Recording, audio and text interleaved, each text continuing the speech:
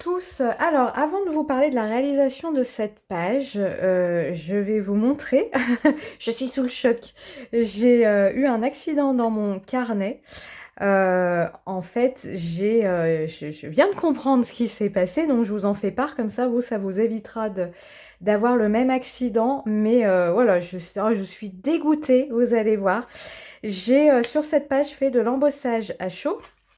Donc, vous le verrez après dans la vidéo, hein, au niveau de cette toile d'araignée, etc. Et j'avais oublié que derrière, j'avais mis du glossy sur mes champignons. Et du coup, quand j'ai embossé à chaud cette page-là, ça a chauffé le glossy de mes champignons. Et du coup, mes deux champignons se sont retrouvés collés l'un l'autre. Donc, j'ai essayé de décoller ça comme j'ai pu. Je ne sais pas comment je vais le rattraper. Bon, c'est pas grave, hein. Il y a plus grave dans la vie, évidemment, mais j'avoue, elle m'a pris vachement de temps, cette double page, j'en étais vachement fière. Et bah voilà, hein, c'est des accidents de créativité. Donc, bah ouais, voilà, hein, on évite d'embosser un verso. Quant au recto, on a mis du glossy parce que ça l'a fait fondre et ça a collé les pages les unes aux autres. Voilà, je voulais vous montrer ça pour que ça ne vous arrive pas. Et puis, on se retrouve tout de suite pour la réalisation de cette page-là. Et moi, je vais essayer de bricoler ce que je peux pour rattraper ma boulette d'ici. Allez, à tout de suite. Allez, c'est parti. On va toutefois commenter la réalisation de cette page parce que malgré le petit incident que vous avez vu, l'incident que vous avez vu sur, voilà, cette jolie page, voilà. Là, elle était bien faite. J'aime malgré tout beaucoup ma double page Halloween. Donc, on va se concentrer sur la construction de cette page. Comme vous le voyez depuis quelques vidéos, je fais pour l'instant très rarement une double page en un seul jet, c'est-à-dire je travaille déjà une partie, la gauche ou la droite, puis je travaille la seconde tout simplement parce que moi je trouve ça plus simple et j'ai du mal à travailler les grands formats puisqu'une double page ce serait un format A4 et je suis plus à l'aise pour disposer mes éléments sur un format A5. Donc voilà, c'est pour ça que je travaille, même si je fais une double page, à faire l'une puis l'autre. Mais ça, c'est mes petites habitudes à moi. Vous faites bien comme vous le souhaitez. Je vous rappelle que pour la page de droite, la petite sorcière, vous retrouvez la vidéo tuto sur la chaîne YouTube de la Fée du Scrap. Alors, en tout cas, pour ce fond, je vais m'y prendre sensiblement de la même façon que pour ma page sorcière. J'ai juste changé quelque chose, je vous le dirai au moment où nous y serons. Mais j'utilise mes poudres Magicals, j'utilise pour cela le set Halloween et j'utilise la poudre violette, c'est celle que j'utilise maintenant. Et comme pour ma petite sorcière, je suis venue projeter au milieu de cette page de la poudre noire qui donne de magnifiques reflets bleutés. Voilà, je la rajoute dans un second temps tout simplement parce que je veux vraiment que cette poudre noire reste au centre de ma page et ça me permet comme ça vraiment de la superposer à ma couleur violet. Ce que j'aurais eu plus de mal à faire si j'avais en même temps mis ma poudre violette et en même temps mis ma poudre noire parce que les deux poudres se seraient mélangées et je n'aurais pas comme ça cette espèce de tache centrale noire. Alors comme je vous l'ai dit dans la vidéo de la sorcière, la poudre noire ne va pas rester noire, elle va plus donner un reflet sombre bleu, vous le voyez à côté, qu'un gros pâté noir. C'est en ça où elle est magnifique, vous le voyez ici. Alors j'ai un petit rayon de soleil parce que mon bureau est exposé l'après-midi, plein soleil, mais voilà, je me disais que ça dérangeait pas bien pour le travail du fond. J'utilise ici un tampon Tim Holtz pour cette grande toile d'araignée qui fait partie de la planche de tampon où vous retrouvez la momie que je vais utiliser tout à l'heure, où vous retrouvez les sentiments que j'utilise pour cette double page et vous retrouvez également un petit seau à bonbons citrouille qui est aussi bien mignon. J'aurais pu l'utiliser ici, par exemple, pour le fond de page à embosser plutôt que mes petites toiles d'araignée. Mais voilà, pour rester raccord avec ma page d'à côté, j'ai réutilisé mes petites toiles d'araignée. Ce qui change, c'est qu'ici, la marque de ma toile d'araignée avec ce pochoir fait du scrap, donc c'est la Distress Oxide, je n'arrive pas à le prononcer, Williamnus Potion, bon bref, c'est violet. Je le fais avant de faire l'embossage de mes petites toiles d'araignée. Pourquoi ?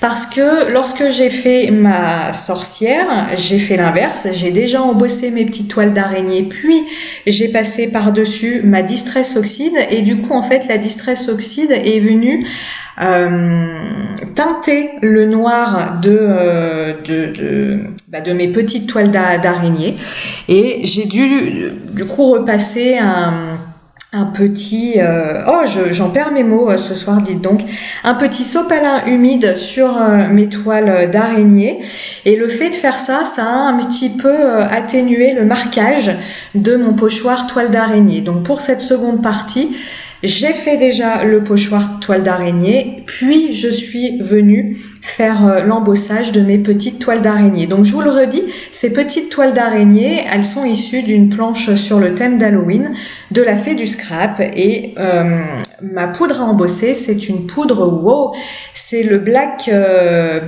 magique, c'est un noir avec des petites paillettes à l'intérieur. Donc une fois sec, vous avez une poudre bien opaque, bien noire, mais avec des paillettes à l'intérieur. Et puisque l'on n'a jamais assez de paillettes, les paillettes, c'est la vie, je crois qu'il y a plusieurs personnes qui sont d'accord avec ça. Je viens rajouter des stickers à mon fond de page, donc c'est le même produit que j'ai utilisé pour ma page de droite. Donc c'est la couleur astéroïde, où vous allez avoir en fait une colle qui est non teintée, mais vous avez des paillettes argent de différentes tailles, qui du coup je trouve se marie bien avec cette ambiance Halloween, et se marie bien avec l'embossage noir que j'ai fait précédemment avec cette grande toile d'araignée et ces petites toiles d'araignée. Encore une fois, si vous insistez trop au passage des stickers, vous allez effacer le motif que vous avez réalisé précédemment avec votre pochoir. Donc on met simplement des touches, même si vous voyez, j'en ai pas mal mis. On met simplement des petites touches de stickers, et puis surtout on ne frotte pas son papier avec son doigt, on vient tamponner son papier, ça limite comme ça l'effacement de la toile d'araignée. Toujours pour travailler ce fond, je suis venue y appliquer des petites taches au marqueur acrylique. Donc marqueur acrylique Artistro, vous avez le jaune, le orange, et vous avez le blanc. Donc je prends des tailles épaisses pour avoir des taches plutôt importantes pour mon fond de page. Et lorsque je viens, comme ce sera le cas à la fin, plutôt redessiner ou apporter des zones de lumière sur mes coloriages, là j'utilise les mêmes marqueurs mais avec des pointes fines. On va passer à la colorisation des tampons. Vous me connaissez maintenant, je suis restée sur la même cohérence de couleurs que ma page de droite. Donc pour cette momie, donc toujours issue de la planche de Tim Holtz, qu'il a sorti cette année pour Halloween, je suis simplement revenue accentuer les ombrages de toutes ces bandelettes de cette momie qui est vraiment trop sympa là, avec il lui manque des dents et puis son air, on sait pas si en fait elle veut faire rire ou effrayer cette momie. Je pense que si elle souhaite nous effrayer, c'est un petit peu loupé, parce que moi, elle me fait franchement marrer. Mais en tout cas, question colorisation, je suis venue accentuer donc l'ombrage. Comment je m'y suis prise ?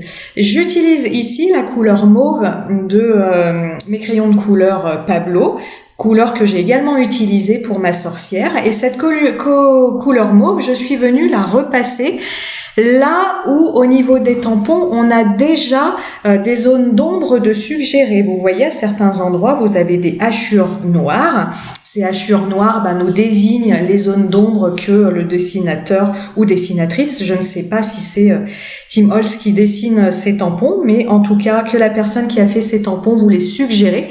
Donc je suis venue sur ces zones d'ombrage, repasser mon crayon de couleur mauve. Je suis venue réaliser un dégradé.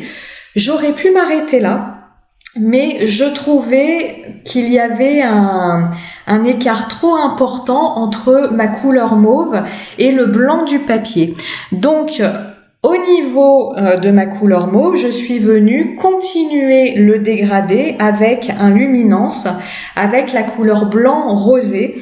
Ça permet comme ça d'avoir un passage plus doux entre le mauve et le blanc du papier. Vous voyez, au niveau des grandes bandelettes de cette momie, je ne vais pas jusqu'au bout de ma colorisation avec mon crayon de couleur blanc rosé. J'en fais juste une partie qui me permet comme ça de lier le mauve et le blanc du papier et d'avoir une transition un petit peu plus douce et d'avoir quelque chose d'un petit peu moins blanc, parce que j'avoue que laisser des zones de blanc franc, ça me gênait un petit peu. Je trouvais que ça en faisait beaucoup. Et cette solution d'apporter une touche de blanc mais qui l'est pas totalement, je trouve ça plus doux. Je vous dis dans différentes vidéos, la colorisation va être plus simple si vous réalisez des dégradés avec des crayons de couleur qui ont les mêmes spécificités, c'est-à-dire si vous utilisez que des crayons de couleur à l'huile ou que des crayons de couleur à la cire. Mais évidemment, c'est le cas ici et c'était le cas également pour ma petite sorcière. Il n'y a pas d'interdit quant au fait de mélanger les gammes de crayons de couleur entre elles et de mélanger des crayons de couleur à l'huile et des crayons de couleur à la cire. Simplement, ça va être plus difficile. Donc, si vous commencez la colorisation au crayon de couleur, moi, je vous conseille pas dans un premier temps de mélanger crayon de couleur à l'huile, crayon de couleur à la cire. Vous allez vous compliquer l'affaire. Gardez ça pour quand vous serez à l'aise dans la réalisation des dégradés. Puis quand vous êtes à l'aise dans la réalisation de dégradés, vous mélangez tout. Il n'y aura pas de souci. Mais si vous souhaitez apprendre à réaliser de jolis dégradés, restez soit dans des crayons de couleur à la cire, soit dans des crayons de couleur à l'huile. Mélangez pas les deux types de crayons au début parce que vous allez avoir plein de traces. Vous allez constater que ces deux types de crayons ne réagissent pas de la même façon et n'anticipant pas forcément par manque d'habitude, tout simplement, la façon dont vos crayons vont réagir, ça va être plus compliqué pour vous de réaliser quelque chose qui vous plaît et de façon aisée. J'utilise toujours mon combo couleur peau favori pour les petits yeux de ce fantôme.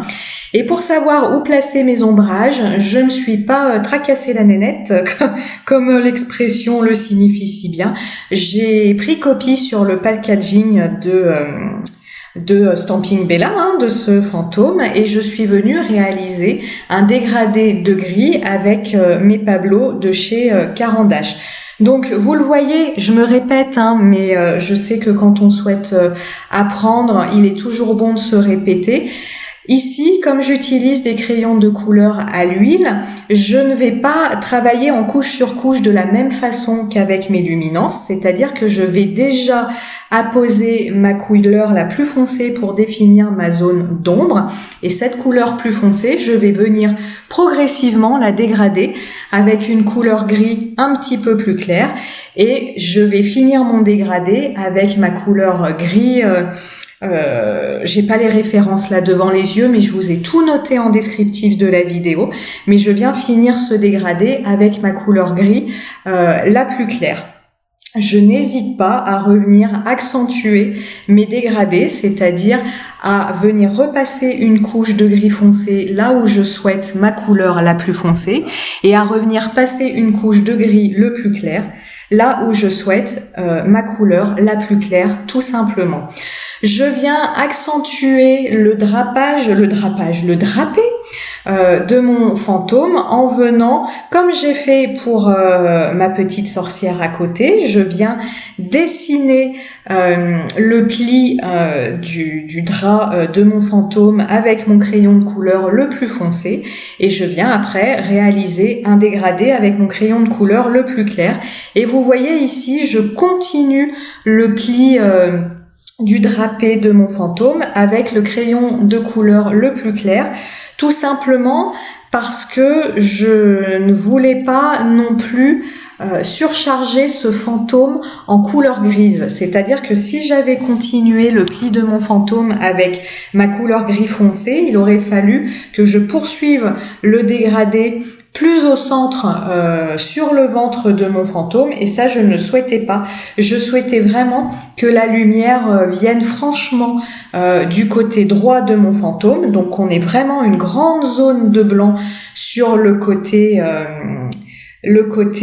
droit de mon fantôme, et qu'on ait vraiment la zone de gris réservée pour le côté gauche, réservée pour le creux de ses bras, là où il tient ses bonbons, et réservée pour le plat, pour le bas du drapé, tout simplement parce que le bas du drapé, eh bien, il touche le sol, et comme ça touche le sol, eh bien, on a un petit peu plus d'ombre à ce niveau-là. Que vous dire d'autre par rapport à cette colorisation? Je réfléchis en même temps que je vous parle. Je pense qu'au niveau de la colorisation, on est pas mal. Par contre, je vais répondre à des questions qu'on m'a posées ici et là. Vous avez pu voir dans une précédente vidéo, je me suis équipée des crayons Chromaflow de Derwent. Qu'est-ce que c'est que ces bêtes-là, pour ceux qui ne les connaissent pas? Les Chromaflow de Derwent, c'est la série de crayons de couleur à la cire que Derwent a sorti en dernier. Ils les ont sortis il y a quelques temps déjà. Mais j'attendais que la boîte soit dispo, la boîte complète soit dispo chez la Fée du Scrap. Quelle est mon idée derrière ça? Vous avez été plusieurs à me le demander. Les crayons de couleur, les Chromaflow étant à la cire, on est censé, et je dis bien censé parce que à l'heure actuelle je ne les ai pas testés, mais on est censé être sur la même gamme de produits que les luminances de Caran d'Ache. Donc pas les Pablo, pas ceux que j'utilise ici, mais les luminances de Caran d'Ache. Et donc l'idée pour moi, c'était de voir si les teintes de Derwent pouvaient venir compléter les teintes de luminance. Alors ça peut paraître étrange dit comme ça parce qu'il y a déjà 100 teintes chez Luminance, mais si vous mettez le pied dans le monde du coloriage, du scrap, de l'art journal, vous vous rendez compte très certainement qu'on n'en a jamais assez des couleurs. Donc comme on est sur 2 gammes de crayons de couleur à la cire, dans ma petite tête, je me dis que ces 2 gammes peuvent parfaitement s'utiliser ensemble. Et si Derwent m'apporte des couleurs supplémentaires que les luminances n'ont pas, ça va me permettre d'avoir une plus grande gamme pour réaliser de jolis dégradés, parce que parfois je suis un petit peu en manque au niveau des luminances sur les roses notamment, sur certains types de verts, certains types de bleus. Donc ça me permettra de voir ça. Donc si ça vous intéresse, ce que je pensais faire, c'était une petite vidéo de présentation de ces crayons de couleur, et une petite vidéo, et dans cette vidéo, vous dire au niveau des teintes, celles qui permettent de compléter la gamme des luminances, et puis celles qui au contraire sont redondantes avec les luminances. Ça vous permet comme ça, si vous souhaitez investir dans ces crayons-là, ne pas investir dans toute la gamme, mais juste ceux qui permettent de venir compléter les luminances, si comme moi vous avez déjà les luminances de Caran d'Ache. En attendant, je suis venue détourer mon fantôme et ma momie. Alors je suis ravie puisque le fantôme et ma momie sont 2 tampons qui se détourent très facilement. Donc pour une fois, je n'ai pas eu à faire de petits bricolages comme je vous l'avais montré pour ma sorcière juste à côté. J'ai découpé tout ça patiemment et ça s'est très très bien passé. Mes titres qui sont, comme je vous le disais, issus de la planche de Tim Holtz, je viens leur passer un petit peu de Distress Oxide Violette pour avoir quelque chose qui se fonde mieux à mon fond et non une grande bande blanche comme ça, qui ferait, je trouve, un petit peu tache qui attirerait trop l'œil par rapport à mes dessins. Et puis hors caméra, je suis venue ajouter un autre titre en bas de mon fantôme et de ma momie. Vous verrez ça tout à l'heure. Et alors l'idée de cette double page, Elle est vraiment double. On a un petit peu, je dirais, vous voyez, cette sorcière qui est saoulée parce que, voilà, moi je le vis comme ça, c'est-à-dire que cette sorcière, elle en a un peu marre qu'on ne parle d'elle qu'au moment d'Halloween. On en fait des caisses au moment d'Halloween et puis après, on n'en parle plus, voire on l'utilise pour faire peur aux enfants, alors ça ne lui va pas du tout. Et puis la tête saoulée de la sorcière avec les petits personnages déguisés à côté, ça me rappelle aussi un petit peu moi ce que je vis au moment d'Halloween, alors qui me fait énormément rire parce que c'est devenu une source de rigolade à la maison. C'est que vous verriez mon mari le soir d'Halloween, il a la même tête que la sorcière. Il est complètement saoulé que Monsieur Fantôme et Monsieur Momie viennent tambouriner à la porte pour avoir sa dose de bambou, de bonbons. Donc il fait exactement la même tête que cette sorcière. Il est complètement saoulé, il en a ras-le-bol.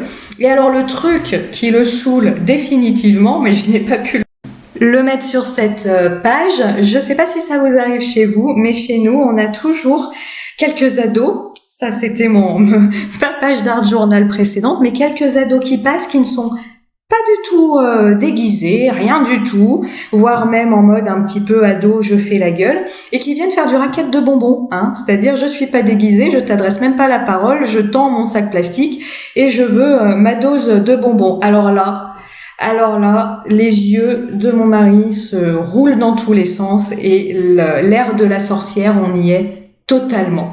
Voilà, donc ça c'était pour la petite histoire de cette page. Voilà, je vous montre comme ces fonds brillent. J'ai vraiment aimé utiliser ces poudres Magicals sont de toute beauté. Et j'espère que cette vidéo vous aura plu malgré un doublage quelque peu compliqué parce que mon ordinateur n'a pas arrêté de s'arrêter justement pendant tout le temps de cette vidéo. Donc j'espère qu'elle est compréhensible malgré tout. Je vous souhaite de bonnes réalisations et on se dit à la semaine prochaine. Ciao, bye!